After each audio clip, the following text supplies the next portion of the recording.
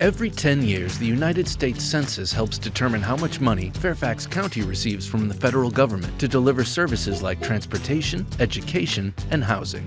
In March, you'll receive an invitation to complete a confidential questionnaire about who lives at your address on April 1st. You can respond online, by phone, or by mail. For each resident who doesn't respond, Fairfax County could lose $12,000 in potential funding for services over the next decade.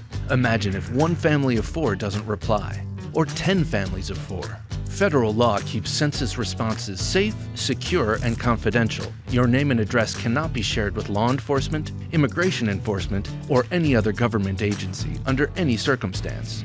In Fairfax County, we believe everyone counts, no matter how young, how old, or your immigration status. If you live here, we want you to be counted. Visit fairfaxcounty.gov/topics/census to learn more.